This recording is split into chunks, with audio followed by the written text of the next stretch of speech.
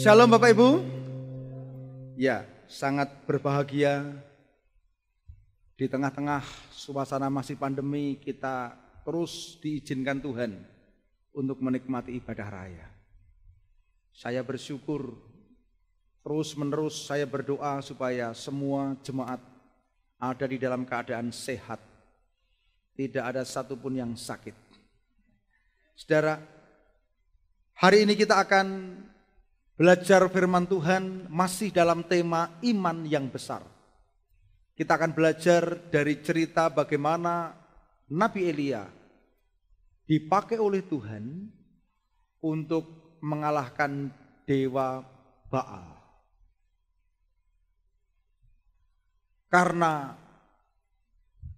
dosa dari bangsa Israel yang bercabang hati. Dia berselingkuh secara rohani, menyembah dewa Baal, maka Tuhan melalui perantaraan Nabi Elia memberikan firman tidak akan ada hujan. Seperti yang difirmankan oleh Tuhan lewat Nabi Elia, bahwa tidak akan ada hujan. Minggu yang lalu kita sudah belajar dari 1 Raja-Raja pasal 17 ayat yang pertama. Demi Tuhan yang hidup, Allah Israel yang kulayani, sesungguhnya tidak akan ada embun atau hujan pada tahun-tahun ini kecuali kukatakan. Itulah perkataan Elia. Saudara, kita akan belajar terus-menerus bagaimana iman yang besar membuat seseorang dapat melakukan perkara yang besar. Dari 1 Raja-Raja pasal 18 ayat ke-20 sampai 46 ini kita akan belajar cerita dari saudara-saudara yang dulu tidak menjadi murid Kristus atau tidak mengikuti sekolah minggu. Saudara bisa belajar dari latar belakang cerita ini. Ini adalah cerita di mana lanjutan dari pasal 18. Minggu kemarin kita belajar dari pasal 17. Di mana Nabi Elia hidup dan dipakai Tuhan untuk menjadi nabi bagi Israel. Pada saat itu rajanya bernama Ahab. Ini raja Israel bernama Ahab dan permaisurinya ini bernama Isabel sebagai ratunya. Saudara, ini benar-benar terjadi pada tahun 874 sampai tahun 852 sebelum Masehi. Di mana dalam pemerintahan Raja Ahab, kehidupan umat Israel benar-benar jauh dari Tuhan. Dari manakah Isabel? Isabel itu putri Raja Etbaal. Ini adalah putrinya Raja Sidon. Sidon itu tetangganya Israel. Sudah tahu kemarin janda Sarfat? Dari mana dia? Sidon. Tetangganya sebelah saja. Nah, Isabel ini anak rajanya. Rajanya bernama Etbaal, dipersunting oleh Raja Israel yang bernama Ahab.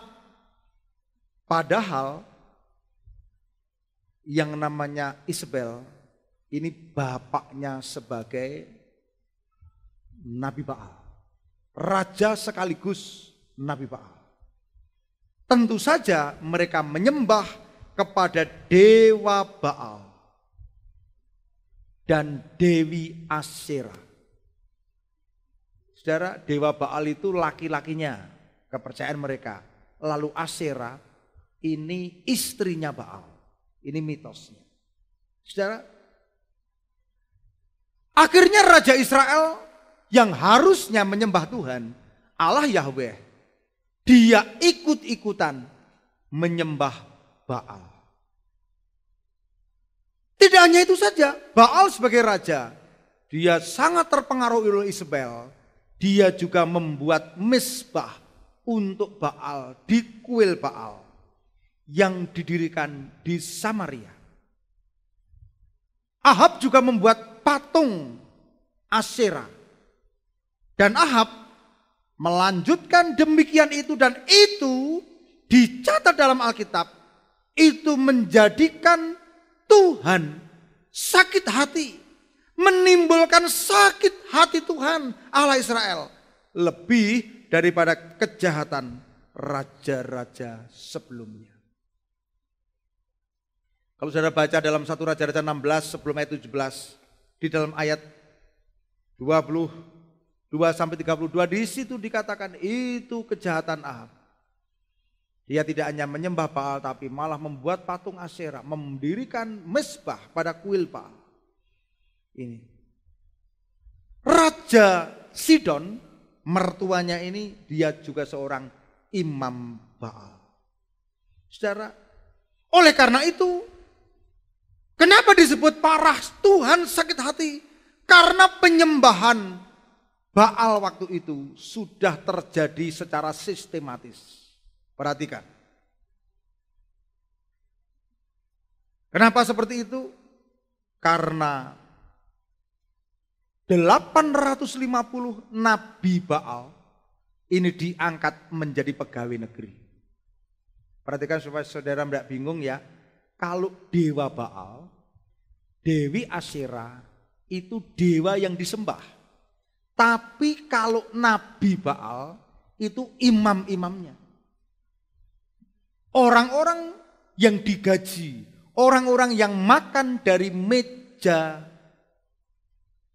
raja. Oleh karena itu, ini belum pernah terjadi sebelumnya. Banyak raja-raja Israel yang sebelumnya menyembah berhala, tapi ini sangat parah. Dan akhirnya Raja Ahab sebagai raja yang buta secara rohani. Kebutaannya disebabkan karena dia tidak mau mencintai kebenaran. Dia ikut menyembah dewa Baal dan memusuhi Nabi Elia. Secara sekilas saya akan terangkan, dewa Baal ini dewa tertinggi di Kanaan. Dewa yang tertinggi derajatnya. Kenapa? Kata Baal berarti tuan, bentuk jamaknya Baalim. Secara umum Baal itu disembah sebagai dewa kesuburan. Yang dipercaya berkuasa atas bumi menghasilkan panen. Dan juga dipercaya untuk menghasilkan kesuburan melahirkan anak-anak. Dalam mitologi Kanaan, Baal ialah anak laki-laki dari dewa El. Ini dari mitologi Kanaan. Baal itu anak laki-laki dari dewa El. Dewa El itu dewa tertinggi. Nah ini anaknya punya nama Baal. Jadi dewa El, dewa tertinggi, ini dalam mitologi Kanaan punya istri, Dewi Laut namanya Asyera. Sehingga pada waktu itu Baal itu dianggap sebagai dewa yang paling berkuasa. Komplit. Lakinya dewa Baal. Dalam mitologi mitos istrinya bernama Asyera. Ini. Oleh karena itu dewa Baal dikenal sebagai dewa angin topan yang digambarkan sedang memegang petir yang mengalahkan musuh-musuhnya. Lalu ritual penyembahan Baal itu dikaitkan dengan birahi, dikaitkan dengan teriak-teriak, dikaitkan dengan menoreh-noreh tubuh. Saudara bisa cek dalam Yeremia pasal 9 ayat 5. Nah, oleh karena itu penyembahan dewa Baal dari orang Israel dengan rajanya Ahab ini benar-benar merupakan kekejian bagi Tuhan. Kenapa? Karena sebelum orang Ibrani, orang Israel masuk tanah perjanjian, Tuhan sudah berpesan melarang penyembahan ilah-ilah orang Kanaan. Sejak di dalam kitab Ulangan 6 ayat 14 sampai 15, Itu sudah dilarang. Pokoknya kamu tidak boleh menyembah berhala. Tetapi mereka, orang-orang Israel dan rajanya tetap menyembah berhala. Nah, ini pendahuluannya. Sekarang saudara mulai mengerti. Karena kenapa saya harus terangkan dari tuntas. Karena banyak cerita-cerita sekolah minggu tidak komplit. Dan itu cukup. Cerita sekolah minggu cukup tertanam. Saudara. Ya, makanya ada beberapa jemaat yang WA sama saya. Pak, terima kasih Pak, kemarin saya lebih jelas. Karena kalau sekolah minggu dulu saya terimanya begini. Saya tidak nyalakan guru sekolah minggu. Tapi kadang ada banyak hal yang perlu saudara pahami supaya saudara teliti. Saudara, kita tahu bahwa kekeringan yang ada di dalam firman Tuhan di dalam 1 Raja-Raja pasal 17-18 ini sebenarnya merupakan hukuman Tuhan bagi orang Israel yang bercabang hati. Ini sebenarnya merupakan hukuman. Dan hukuman itu disampaikan oleh Tuhan lewat perantaraan Nabi Elia. Tetapi setelah mengalami masa kekeringan selama 3,5 tahun, akhirnya toh Tuhan punya belas kasihan. Tuhan juga punya belas kasihan untuk menurunkan hujan kepada orang Israel. Tetapi masalahnya ini ada, saudara perlu tahu ini. Ketika nanti turun hujan,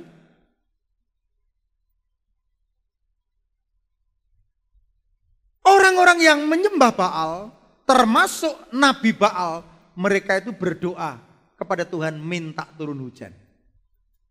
Jadi saudara mesti tahu bahwa ini orang-orang yang menyembah Baal, nabi-nabi Baal, semua sudah berdoa. Berdoa terus, mereka berdoa nggak henti-hentinya. Nanti kalau turun hujan, orang ini bisa beranggapan, wah doa kita dijawab Tuhan.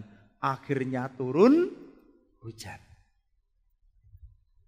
Sementara yang tidak mau menyembah pada Baal hanya tinggal Elia sendiri.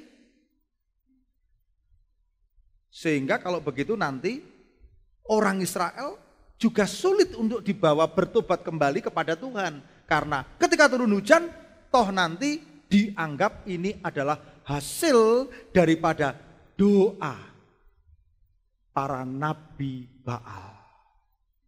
Kenapa?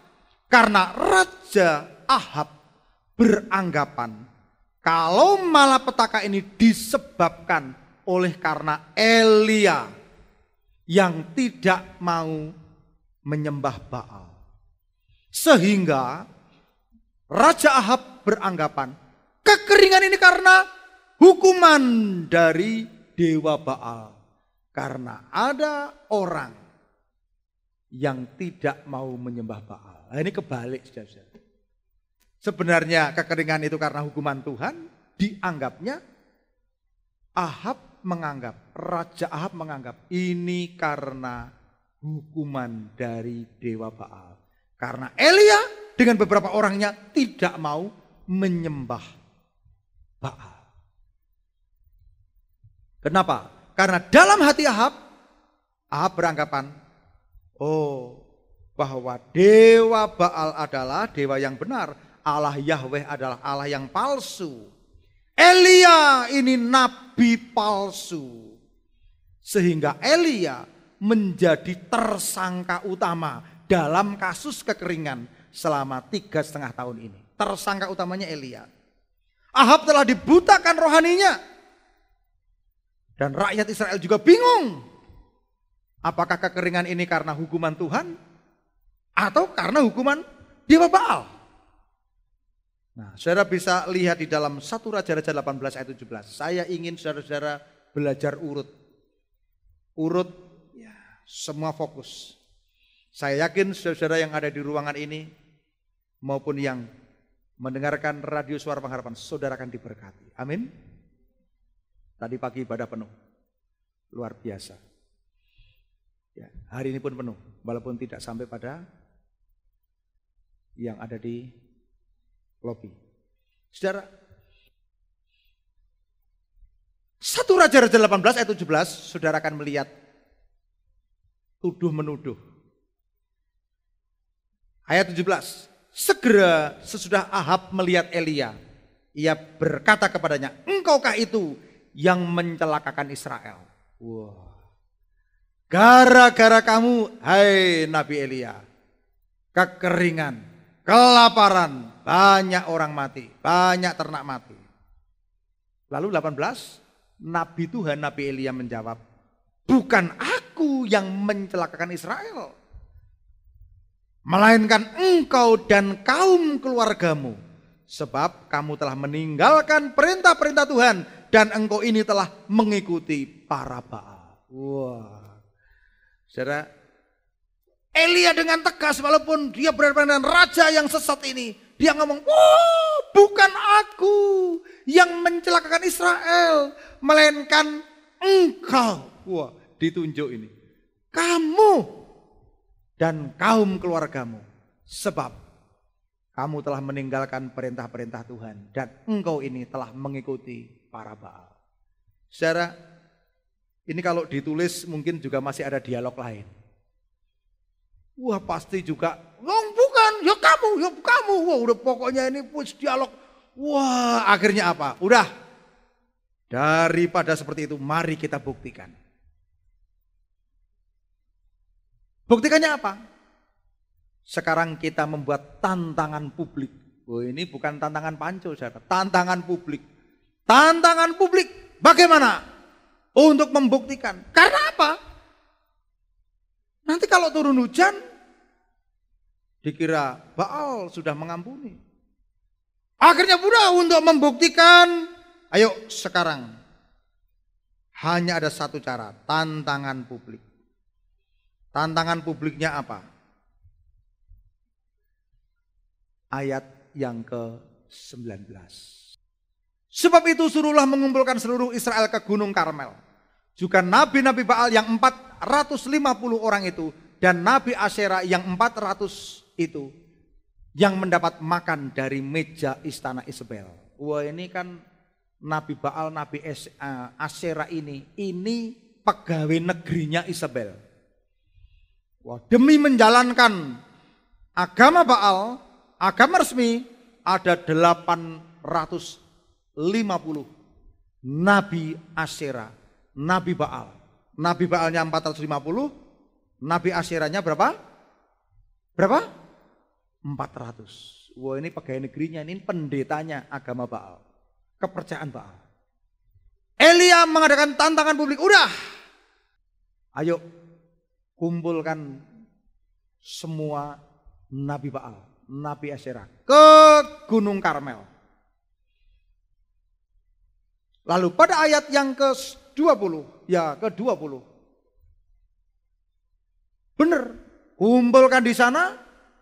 Ahab mengirim orang ke seluruh Israel dan mengumpulkan nabi-nabi itu ke Gunung Karmel.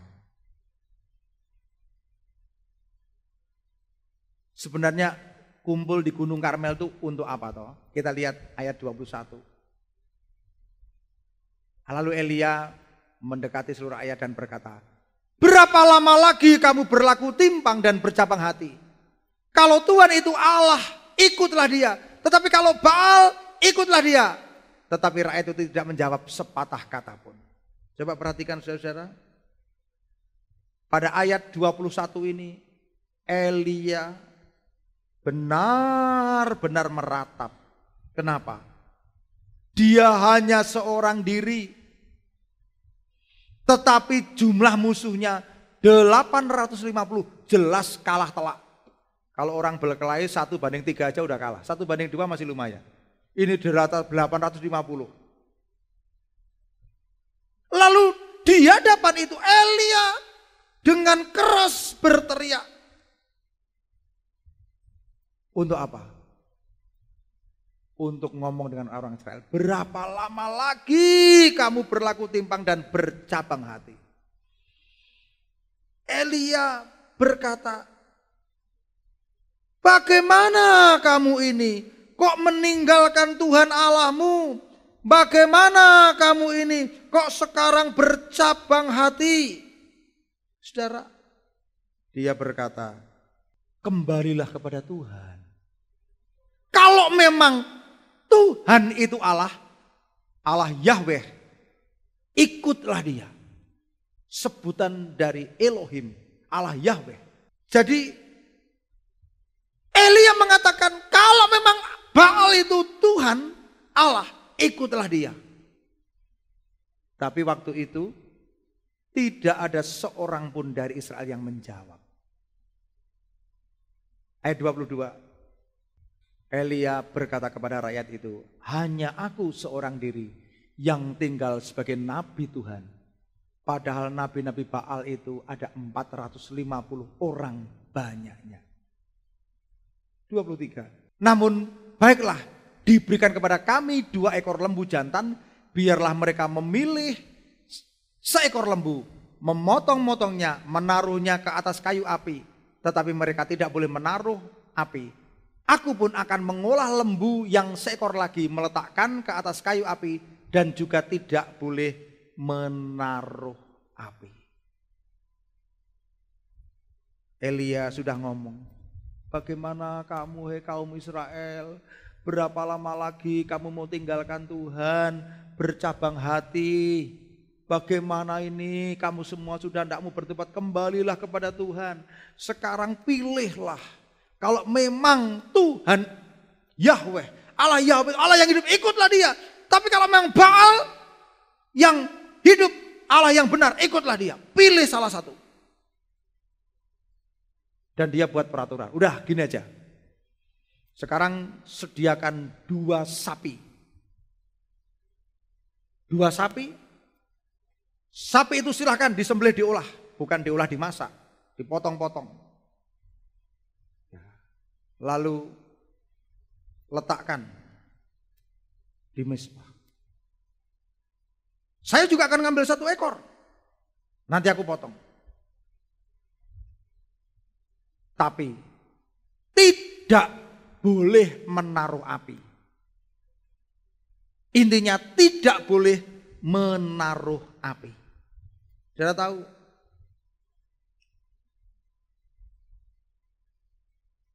Ayat 24.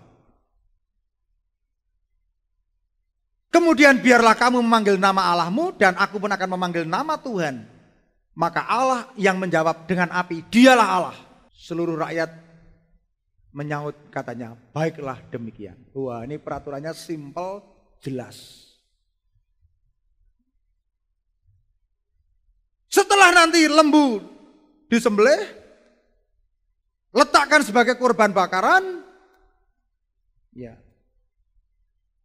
Lalu kamu para Baal silahkan panggil nama Tuhan. Allah yang menjawab dengan api, itulah Allah yang hidup. Saudara, ini tantangan yang praktis mudah. Praktis mudah.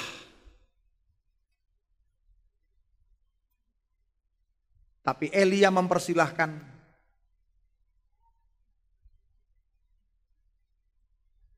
orang Nabi Baal untuk melakukannya sendiri.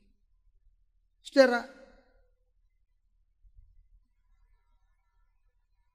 kalau kita lihat, maka mulailah diatur 2 persembahan berupa lembu, lalu memotong lembu itu, mempersiapkan tempat bakaran, bukan mezbah bakaran ya, tempat bakaran, saya ralat. Lalu mereka menyiapkan kayu api, dan mereka akan menguji. Masing-masing akan minta kepada Tuhan api dari langit. Nanti kalau api itu yang turun dari Baal, itulah Tuhan yang benar, ikut dia. Tapi nanti kalau api yang dari Elia yang minta, itu Tuhan, ikutlah dia.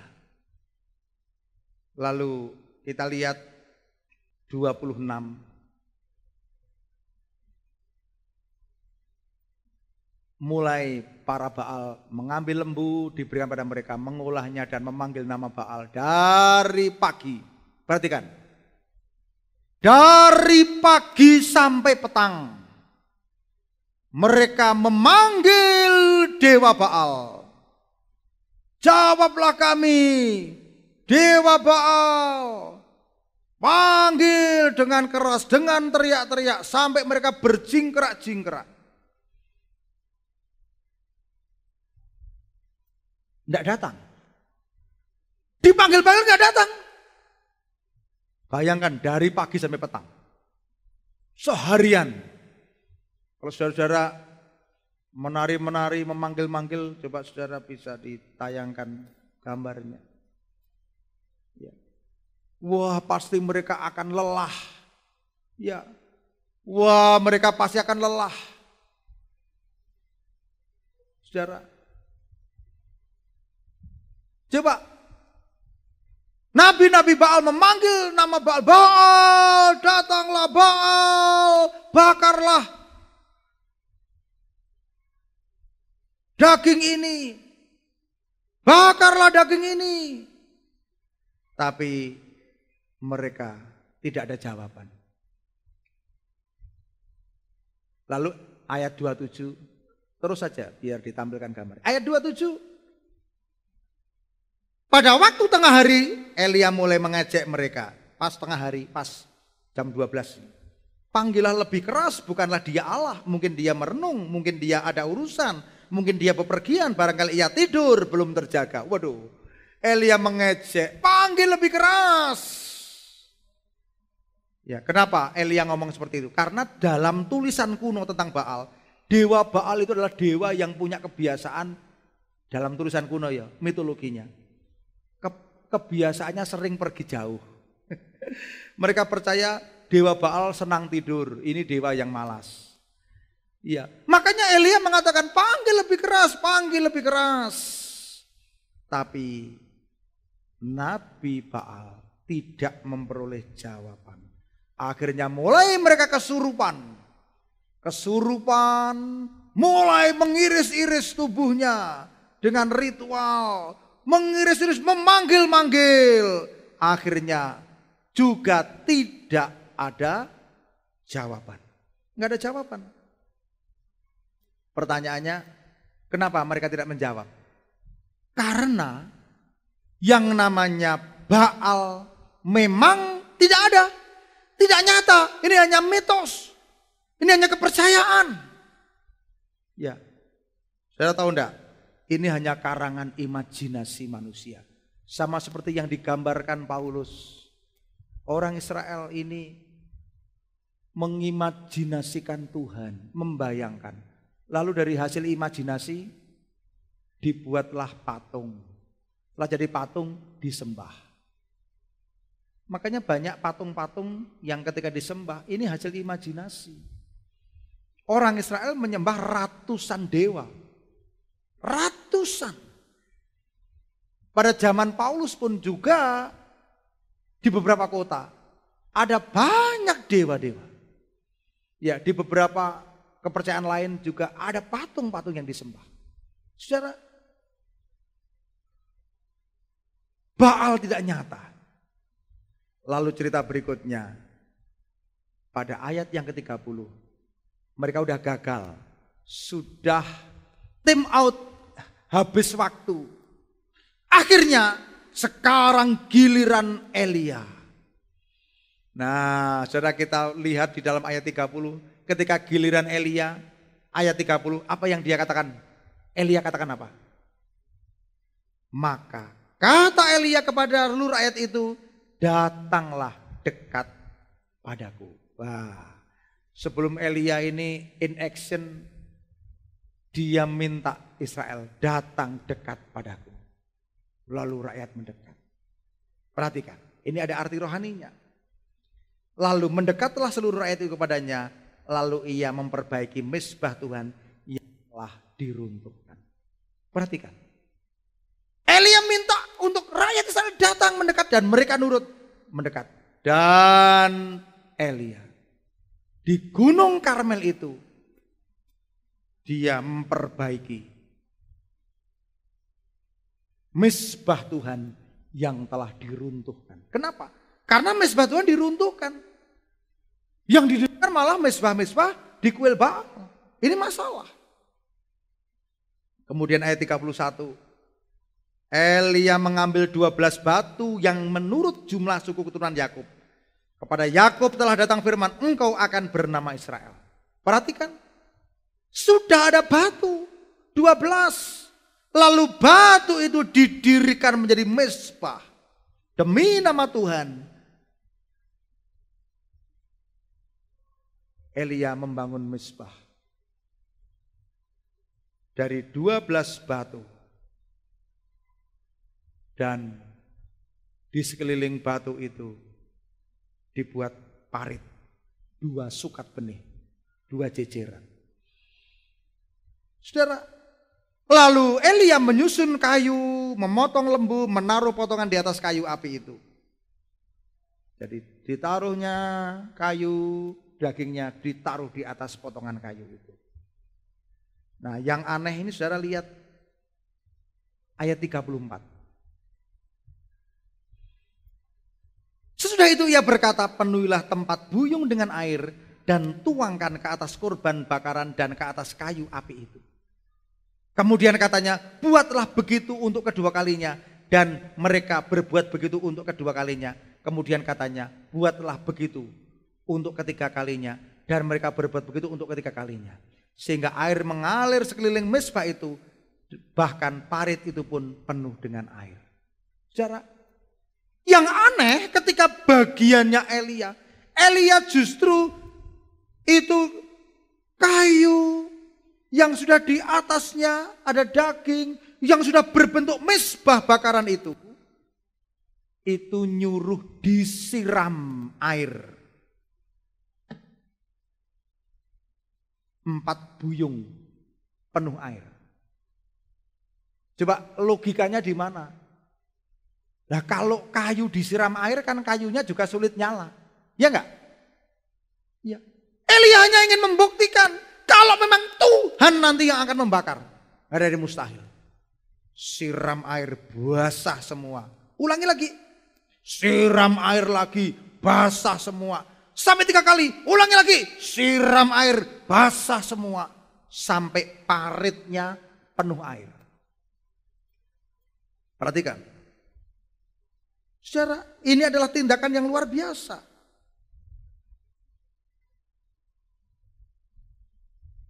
Lalu, ini tindakan yang mengharukan. Didahului dengan sebuah perkataan. Berapa lama lagi engkau melupakan Tuhanmu yang sejati? Berapa lama lagi engkau akan memberontak pada Tuhan? Kembalilah kepada Tuhan. Dan seketika itu juga kita lihat ayat 36. Ayat 36, saudara dengarkan doanya Elia. Perhatikan doanya Elia. Kemudian pada waktu mempersembahkan korban petang, tampillah Nabi Elia dan berkata, ya Tuhan Allah Abraham, Allah Israel, pada hari ini biarlah diketahui orang bahwa engkaulah Allah di tengah-tengah Israel. Dan bahwa aku ini hambamu dan atas firman-Mu lah aku melakukan segala perkara. Saudara, ayat 37, jawablah aku ya Tuhan, jawablah aku supaya bangsa ini mengetahui bahwa engkaulah Allah ya Tuhan. Dan engkaulah yang membuat hati mereka tobat kembali. Saudara, doanya Elia ini kalau saudara cermati, apa ada kata-kata minta api, turun api? Enggak ada. Kalau kita cermati doanya Elia ini, yang pertama adalah doa, ya Tuhan Allah Abraham, Ishak dan Israel, pada hari ini biarlah diketahui orang bahwa engkaulah Allah di tengah-tengah Israel. Dia berdoa, Tuhan nyatakan dirimu, biar orang Israel tahu bahwa engkaulah Tuhan yang sejati, Tuhannya Allah Israel. Doanya begitu. Lalu doa yang berikutnya, biar mereka tahu, aku ini loh hambamu. Ya, aku ini hambamu. Yang ketiga, Elia berdoa supaya bangsa Israel kembali bertobat kepada Tuhan. Tidak ada satu kata pun saudara teliti. Yang turunlah minta api, turunlah api. Enggak. 3 doa. Apa yang terjadi pada ayat berikutnya? Ayat 38. Kita baca bersama-sama. Keras ya. Kita baca bersama-sama dengan keras. 2, 3. Lalu turunlah api Tuhan menyambar habis kurban bakaran, kayu api, batu dan tanah itu. Bahkan air yang dalam parit itu habis dijilatnya. Saudara perhatikan. Perhatikan dengan seksama apa yang terjadi pada ayat 38 ini. Perhatikan. Apa yang disambar oleh api Tuhan? Apa? Yang disambar oleh api Tuhan itu korban bakaran habis, kayu api habis, batu habis, tanah di situnya terbakar, bahkan air dalam parit habis dijilatnya. Weh. Perhatikan. Mana mungkin air kok iso membakar, api bisa membakar air. Ini enggak mungkin.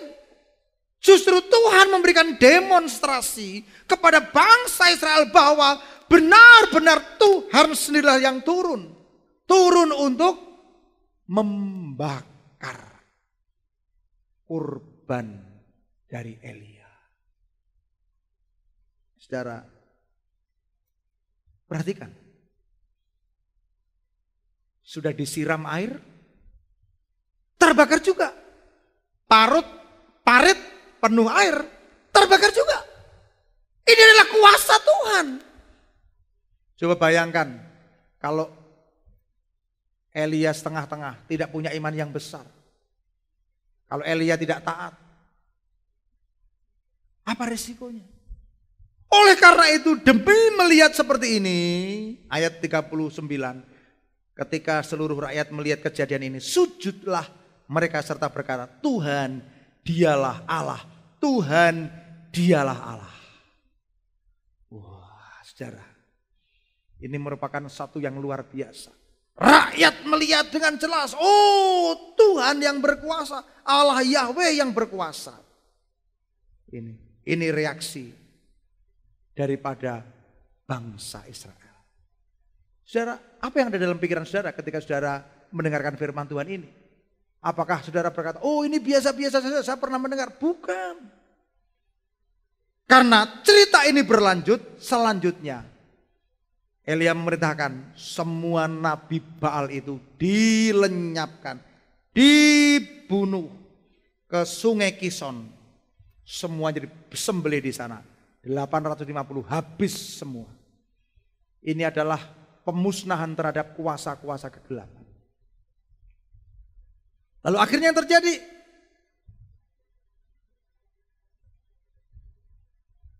Ahab naik ke Gunung Karmel, ke puncak gunung.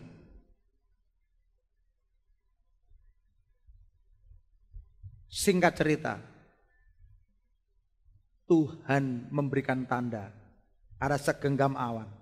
Dan setelah itu turunlah hujan. Perhatikan, hujan ini kehidupan.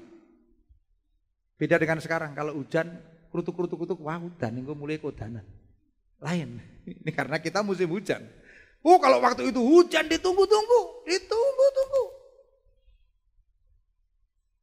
Dan ketika bangsa Israel bertobat benar-benar bertobat kepada Tuhan.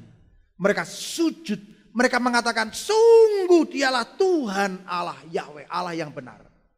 Maka akhirnya Tuhan mengampuni dan Tuhan memberikan hujan. Saudara,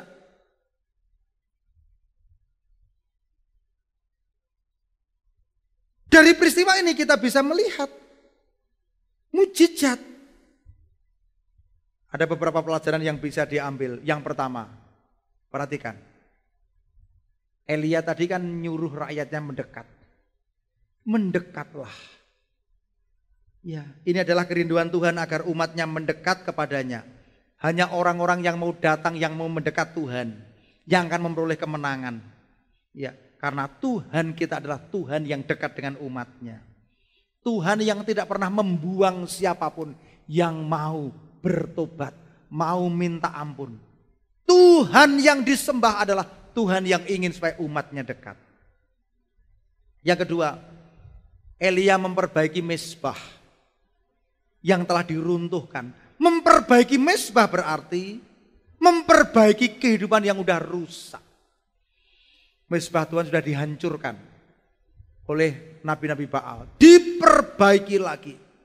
Sama dengan ketika saudara mengalami kehidupan yang rusak. Jangan keraskan hati. Datang mendekat kepada Tuhan. Perbaiki mezbahmu.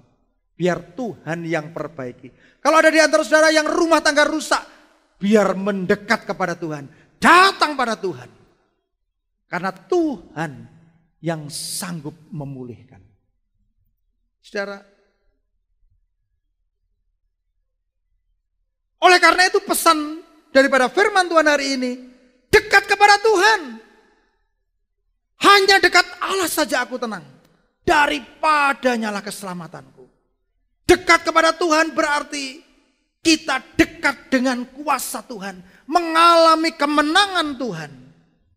Perbaiki mezbah berarti kita mau perbaiki kehidupan yang rusak.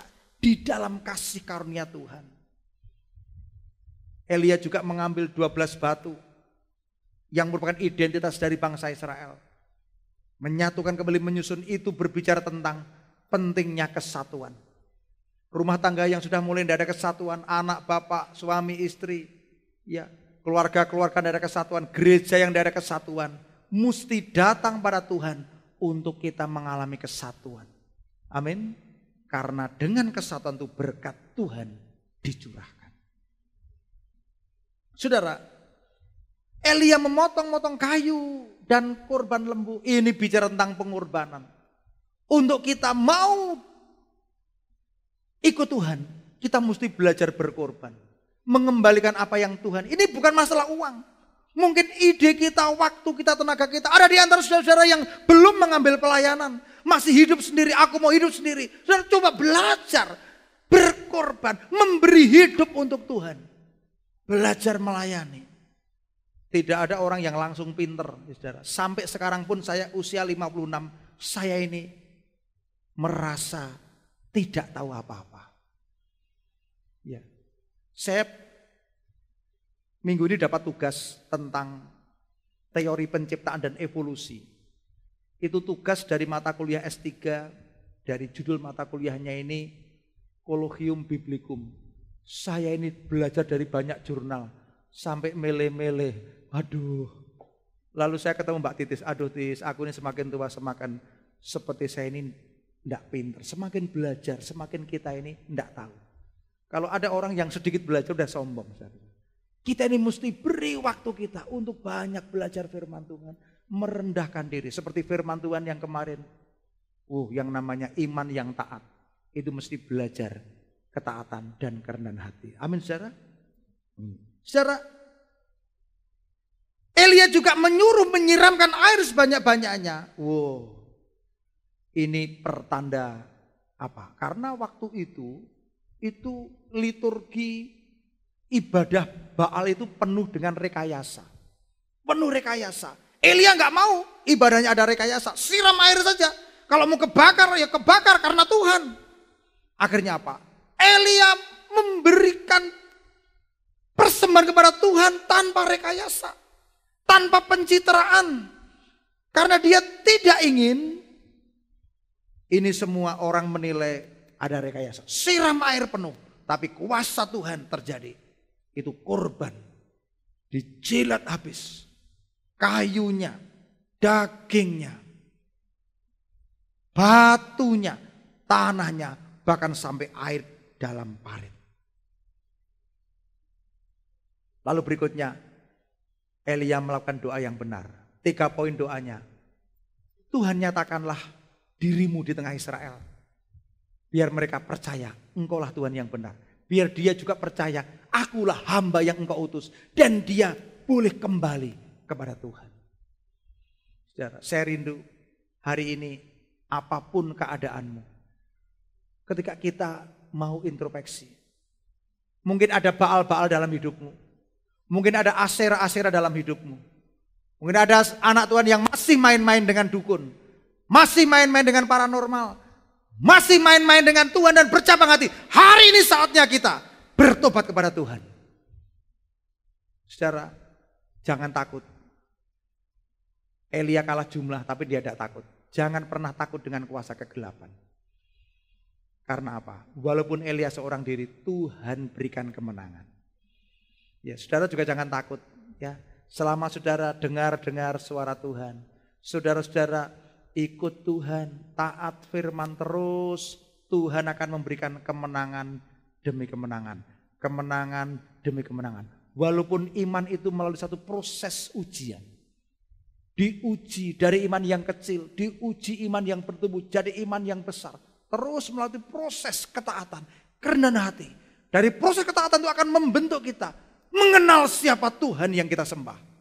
Tuhan yang kita sembah adalah Tuhan yang berkuasa atas apapun juga. Dia sanggup datangkan mujizat. Dia sanggup ubah hidupmu. Apapun latar belakangmu, apapun masalahmu, apapun pergumulanmu, Tuhan sanggup asal engkau percaya. Tidak ada yang mustahil bagi Tuhan. Mari kita tundukkan kepala. Musik silahkan. Saudara, hari ini firman Tuhan indah sekali. Mungkin firman Tuhan singkat. 6 kali firman Tuhan ini sederhana. Tapi banyak jemaat yang berkata, saya senang Pak mudah ditangkap. Hari ini kita mau datang pada Tuhan. Kita deklarasikan, firman-Mu pelita bagi kakiku.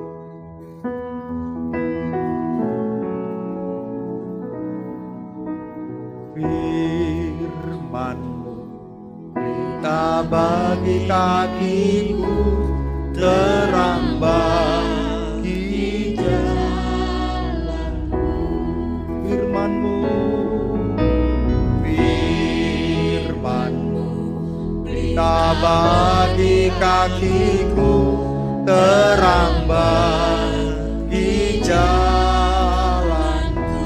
Saat ku bimbang, saat ku bimbang dan hilang jalanku, tetaplah Kau di sisiku. Dan takkan ku takut asal Kau di dekatku, besertaku selamanya.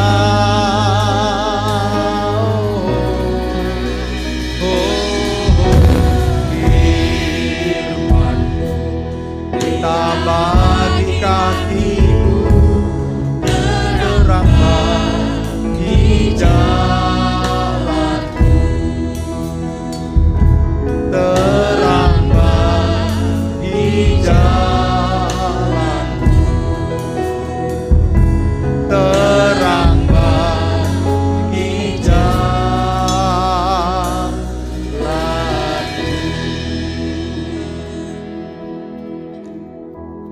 Sama dengan doa Elia bagi bangsa Israel.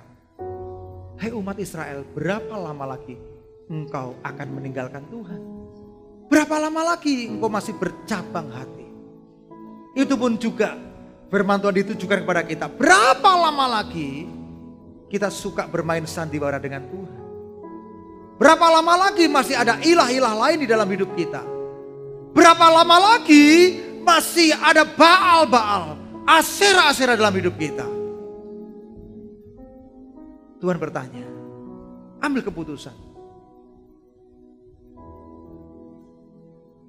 Tuhan sanggup mengampuni, menerima kita, memeluk kita, anakku, pulanglah. Mungkin selama ini kekristenan menjadi label agama. Tapi sebenarnya Tuhan tahu kok. Berapa di antara engkau yang masih hidup di dalam dosa? Masih hidup dalam ketidaktaatan, Tuhan tahu kok. Mungkin ada di antara engkau yang masih takut kepada manusia, tapi gak takut dengan Tuhan. Ini saatnya Tuhan menegur. Gak perlu Tuhan mendatangkan kekeringan atas keluargamu. Gak perlu Tuhan mendatangkan kelaparan atas keluargamu. Datang pada Tuhan. Bertobat, katakan ini aku Tuhan. Tuhan sanggup mendatangkan api untuk menghanguskan banyak hal yang tidak berkenan dalam hidup. Tengadakan tanganmu, katakan ini aku Tuhan. Tuhan jamah kami Tuhan. Ubah hidup kami. Tuhan jamah kami Tuhan.